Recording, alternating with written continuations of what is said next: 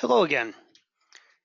Let's go into the next segment of the configuration. So again, in the last video, we talked a lot about the definition of the organizational structure at the company level.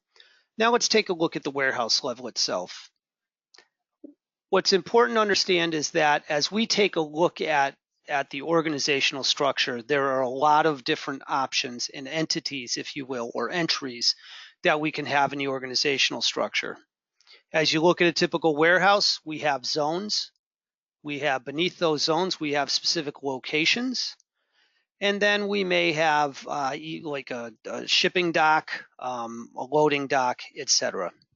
But this is a very advanced solution. So we do have the concept of a zone. We do have the concept, well, first off, we start at the warehouse. We would then go to the zone. We could then have sub-zones beneath that. We would have bins within those zones. We could have docks within those zones, and both those being inbound and outbound. We have movable locations, which are things such as carts and totes, anything that you would be taking product off of a fixed location, vis-a-vis a bin or a shelf, and putting it into that in order to move it forward in the picking process. We have the concept of a packing line. We saw that in the overview video. So if I pick from a bin into a movable location, and then I pack it onto a box or into a box and then onto a pallet, I can go ahead then and ship that out after that point. If I happen to have a production area, I can set up production lines within the warehouse that represent either assembly areas, work cells, or actual machines. There is scale integration for weighing, let's call it ingredients. So if I'm going to go ahead and release a work order to do some blending, let's say in a process manufacturing environment, I can go ahead and measure those ingredients using the scale interface. I have the ability to have a silo or a tank and be able to meter product out of that. As I'm going ahead and receiving, I can receive into the tank and then I can meter out as part of a picking or a pulling process. The thin client refers to the actual handheld application. So the thin client would be any device that you're using for picking, for packing, or for production reporting. We have a warehouse automation location. And the warehouse automation location is if I was using a carousel, a pick-to-light machine, really some automated, programmable logic control type device where I can pull data from. I also have a weighing room. So within my weighing room, I can have multiple scales. And again, we covered off the fact that we have zones. So as we look at a typical warehouse, you're not going to use each and every one of these. And in the demonstration system here, you can see that I've used a number of them for purposes of the various demonstrations that I've done. But let's go to kind of the very basic blocking and tackling of setting up a warehouse map. So I do have a distribution center. That is my warehouse. I'm going to say continue without saving because I made some changes to things that I don't necessarily want to save. So I am going to go ahead and create a warehouse. That warehouse is associated with one of the SAP Business One warehouses that I've defined. I can have a storage location for logistics carrier, a storage location for returnable items, and a location for lost and found. Now, the logistics carriers have to do if you're using CHEP pallets or if you're keeping track of pallets and want to identify specific pallets and have inventory of them. I have not done a lot of that in the demonstrations I've done up to this point, but if you do get into an environment where you have to keep track of pallets, track what's on individual pallets and then ship those pallets, etc., you can take a look again in the wiki at more about the storage location for logistics carriers and logistics carriers in general. The location for lost and found has to do with cycle counting. And so for cycle counting, you have the concept of never really writing things off right away. Everything would be moved to a lost and found area, which is kind of a common approach to doing cycle counting, and then reconciling out of that lost and found location for any discrepancies that have been created. So the concept is I do my cycle count in my bin location, I true up what's physically in my bin location, and then automatically move what the discrepancy is into the lost and found. Then I can issue in and out of that lost and found to make up any of the discrepancies. I also start the concept of whether I want to use directed activities here, whether I want to be direct users as to where they should store things or where they should pull things from. So this is a key. This comes into play if you want to have using suggestion locations. You would need to have this checked off, and then as you go ahead into the extension parameters and you look at the location controller, you're going to go ahead and see use suggested locations. Suggest an empty fixed location, allow to suggest locations during moves.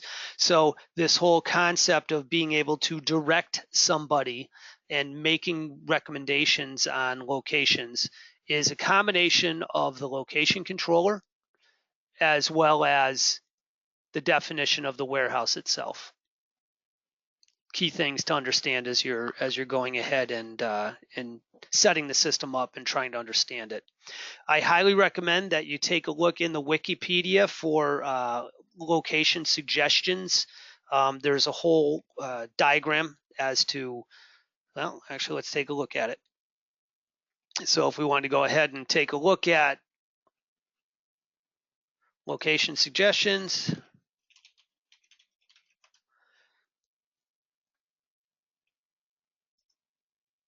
what you'll see is there is a hole within the Wikipedia, a suggestion on locations and what the workflow is, because some of it may not flow exactly the way that you think it should, and there's a lot of configuration in play to make sure that you get it to work the way that you want. So just a little bit of a heads up that you're going to want to thoroughly understand suggesting locations as you use it and as you explain it within the context of a demonstration. So let's go ahead now and take a look at zones. So I can, within a zone, and let's go ahead and look at the picking zone itself. You can see that within the picking zone, I have subzones. You don't have to have subzones. You can go ahead. I can just go ahead in the freezer zone here. Oh, it looks like I'm in love with subzones, but you do not have to have subzones. So, but I just happen to have it to show some of the, there you go. Here's one where we just have the bins directly under the zone definition itself. But again, let's go back to the focus on the picking zone. So as I take a look, I have an eaches area. And here I have all my various locations within the eaches area. And so as I take a look at a zone, and just you can see that the definition is the same with a subzone or a regular zone, I can go ahead and define, obviously, the code. I give it a name.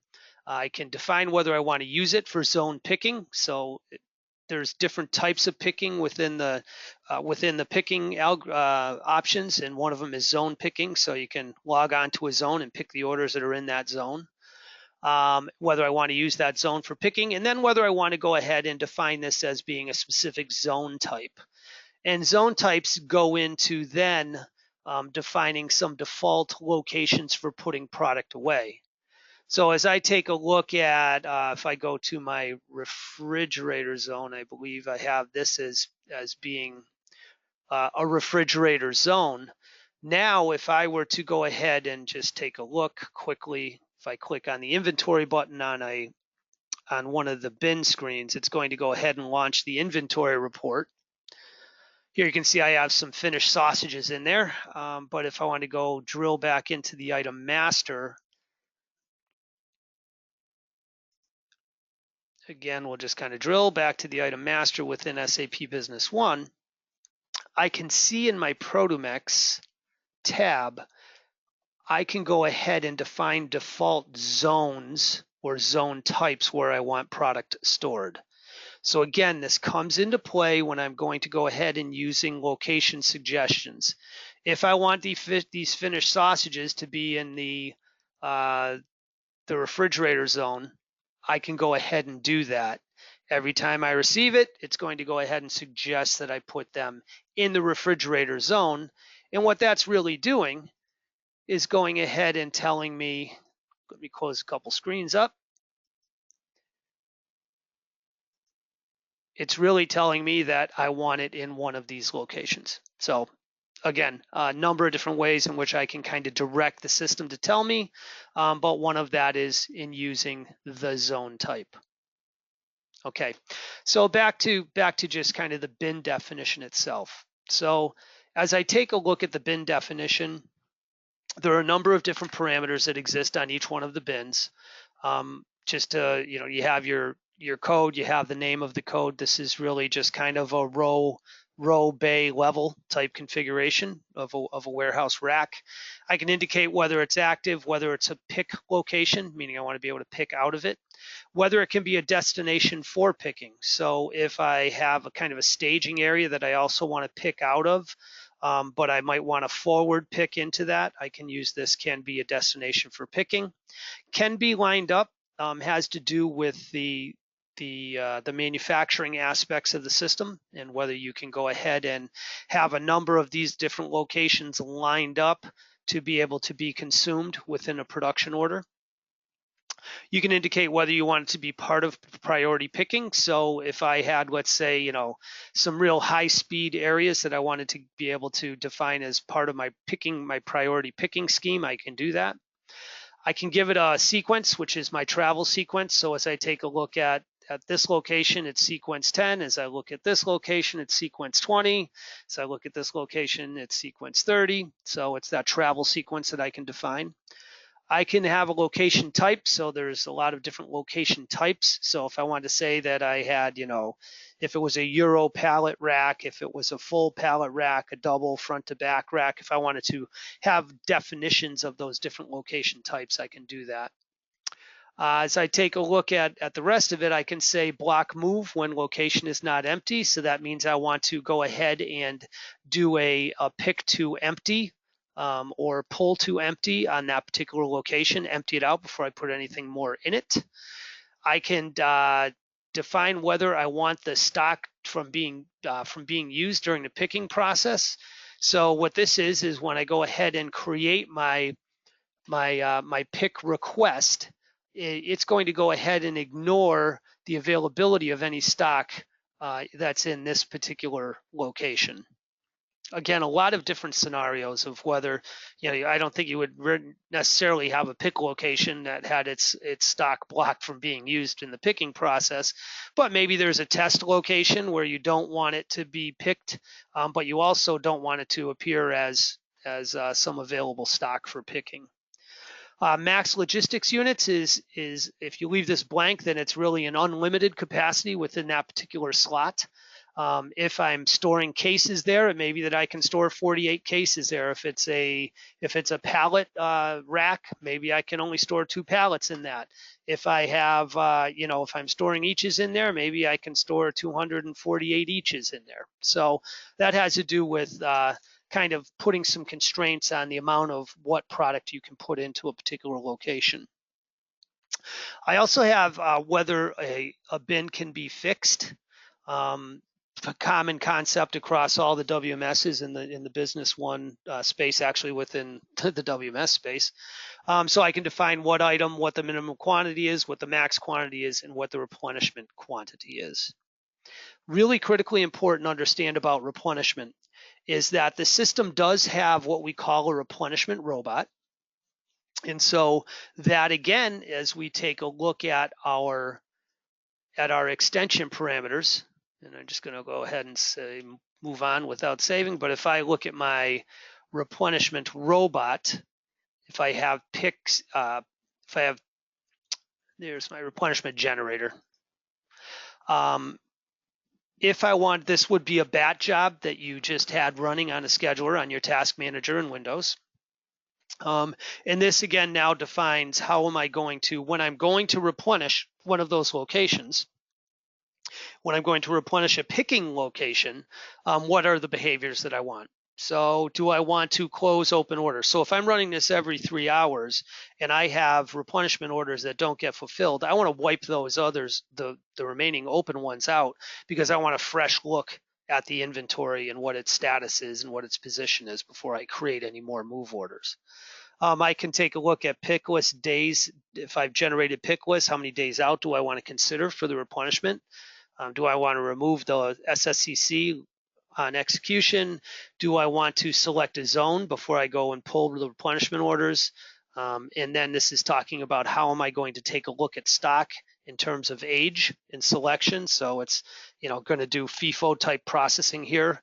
And just to give you an idea on some of these pull downs or drop downs, we have multiple settings that have been used across the hundreds of implementations that have been done with this software. So again, this has to do with when I'm looking at some of the settings here, how am I going to go ahead and generate the replenishments? So we can have fixed bins. We can have multiple items within a fixed bin. We can go ahead and set up a replenishment generator that will automatically create replenishment orders so that you can go ahead and replenish your pick locations from bulk locations. So it's a very nice, robust type capability. Another feature or let's say parameter that you need to make sure that you're paying attention to if you're going to configure replenishment and use it in your demonstrations is that there are 3 places that you need to pay attention to in terms of configuration. One is obviously in setting up the fixed bin. The other is setting up the replenishment generator, which we just covered in the extension parameters. And the last part is on the item master. Within the Produmex tab, as I take a look at the Produmex tab, on the sales, it's going to ask you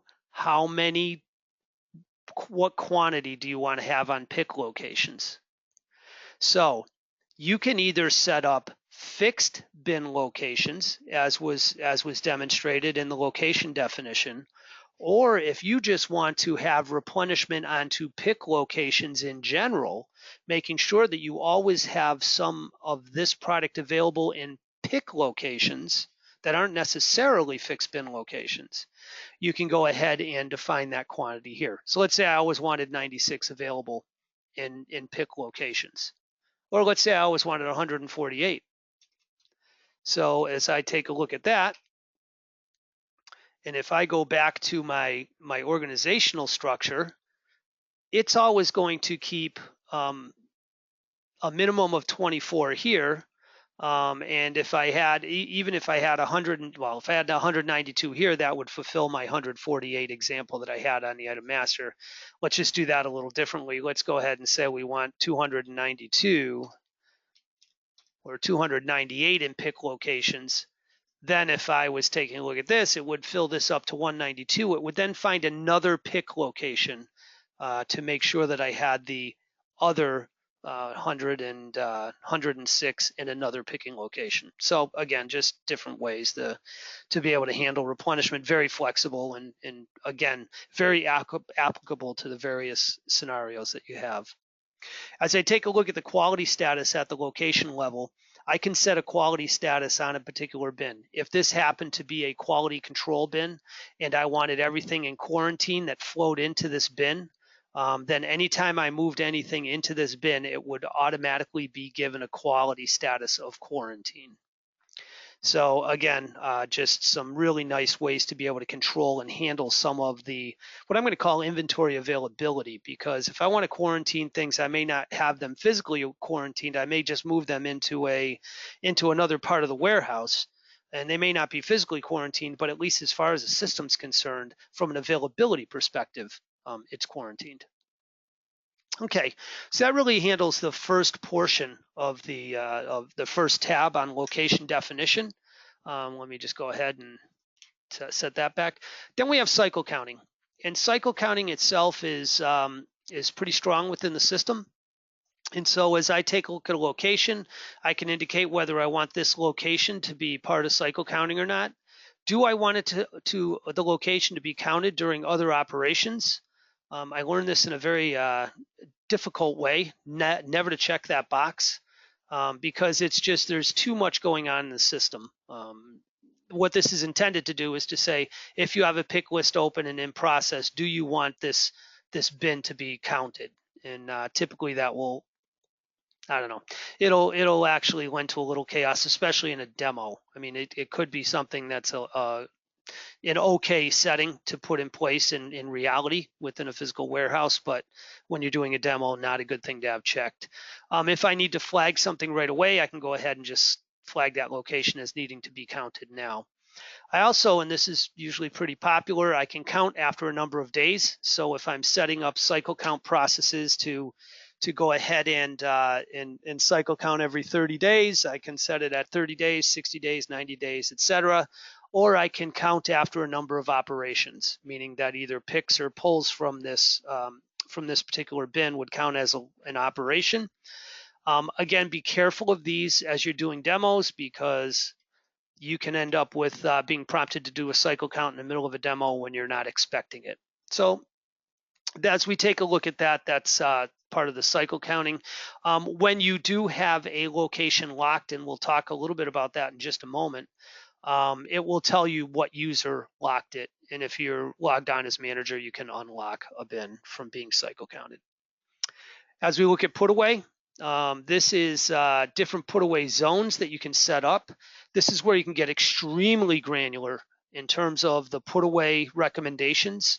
Again, not for the faint of heart. As you talk to the consultants who implement, this is something that's only been used a very few number of times, because it can really lock you down into specific locations when you don't want to necessarily be locked down in the locations.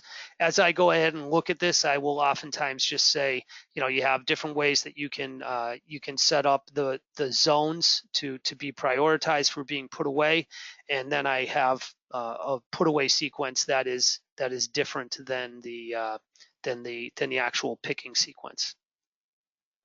So as we take a look at a location, that's really what the definition of a location comes out to be. As we take a look at defining docks, so docks are something that are a bit different than locations themselves. So as I take a look at this dock, again, remembering that when we add things, we go ahead to the new OSE. I'm right-clicking, click on new organizational structure entry, and then go ahead and select the entry that you want in. As we take a look at a dock is given a code and a name. It's active or it's not active. If it's used for shipping, you would check on loading. If it's used for receiving, it would be for unloading. You can define whether you want picking to be performed from this dock and whether you want the stock that's on that dock considered for the picking process. In this case, I have an active receiving dock, and I don't want any of the stock that's there to be used in allocation of product for pick lists. Cycle counting, same rules apply as a general location, so nothing very different there. As we take a look at the shipping zone, I have my shipping dock. Again, in this case, I have it active. I have it loading because it's outbound. And here, I don't want it to be a pick location, and actually, I typically don't want that to be blocking stock from being used. One point to understand about the organizational structure entries, anytime you are making a change in here, you're going to need to make sure you click OK. You've seen several times during the session when it's told me, do you want to save without or exit without making a save? You can say yes or no, and it will return you. But always click the OK button. Even if you're operating at some of the line levels on each of these forms, you may click add or update. And I'll go back and show you a little bit about that on the fixed bin location. But you're always going to want to click the OK on the outer part of this form. Other thing to understand is that when I log on to this handheld application, that is loading all of the rules from the organizational structure. So if I make a change in here, I need to make sure that I'm not just logging off, but getting all the way out of that particular application. Last piece of kind of the organizational structure, at least kind of the introduction to it, is what I always set up as a WMS zone. This is where we're going to go ahead and put kind of some of the, I'm not going to say miscellaneous organizational structure entries because they're not miscellaneous, they're very purposeful. But basically this is where you define each scanner that you do within the system. So I have each scanner that I have. So I have scanner 1 and scanner 2. As I define a scanner, so if I go here again, I'm doing a thin client entry. This thin client entry is, I need to assign it a workflow. In this case, it's the main warehouse menu flow, and that's defining what shows up on the handheld. So what menu structure you have on the handheld itself is altered by the workflow options that you have. And if you have time, you can play with that, but essentially what this is doing, this main menu workflow script is what gives me receiving, sales, or purchasing, sales, inventory, and production. You can define which warehouse this particular scanner will operate in. And then you can define the users, and these are SAP Business One users that can allow to be used, that are allowed to use this particular handheld. So you can have really some granular control over who can use what devices, what warehouses they're effective in, even to the point where you can go ahead and move, let's say scanner 2 is only going to be used in the dock area. So you notice I can drag and drop that up into the dock area. Not scanner 1, I don't want to mess with that. I can go ahead and move that up into the dock area, and it should go ahead and show up there. But so as we take a look, I've got a scanner, I got my packing station. That packing station is so again, this is the main touch packing flow. So as I take a look at this particular handheld, or shall I call it tablet, or larger login. So if I log on as Christine, you'll see that there's a packing flow that goes along with that. That's defined in there. And then as I have printers, I also need to go ahead and define the printers themselves. So as I'm defining those printers, important to understand that I define them. This Windows printer name is exactly as it sits in your settings. So if you look at printers and scanners, you're going to notice that the printer that I took is the actual name of the printer in Windows. So Microsoft XPS Document Writer, there's my printer. So as the system's looking to be able to go ahead and access a printer or print to a printer, this is how it's matching up with the Windows printer on the server or a shared printer across the network. That's really, I think, about what I wanted to cover off on the different types of entries that you have within the organizational structure entry. As we take a look at the doc, there's a lot of different things you can do here. But again, as you look at your standard basic WMS demo, what I have defined within this demo database and the structure that it has will really help you understand and be able to show the product for what it's good for. So that's it for this particular session. One last piece that I wanted to cover is if we take a look at operating within these screens, you'll see here that I have some detail here. So if I wanted to go ahead now, let's say in this location, this bin, I wanted to say it's a fixed bin, it can be replenished, and if I wanted to select an item, I can go ahead and hit the ellipse. I can go ahead and choose the product. I can go ahead and put in my minimum, my maximum, and what quantity I want to have replenished. And then I need to go ahead and click add. You'll notice that that's what brings it up into the grid. Now, if I already have something there and I want to make a change to it, I can either go ahead and just, put in 128 here, make that change, but I need to make sure I click update and then click the OK button. That's what will lock in the changes that I make. If I want to go ahead and delete something, I can go ahead and highlight it, delete it. It will go ahead and delete it, click OK. And again, that's what actually physically deletes it. So that was the last piece that I wanted to make sure I covered off, just on how to operate within the organizational structure. Hopefully this is useful, and look forward to seeing you on the next session. Take care. Bye-bye.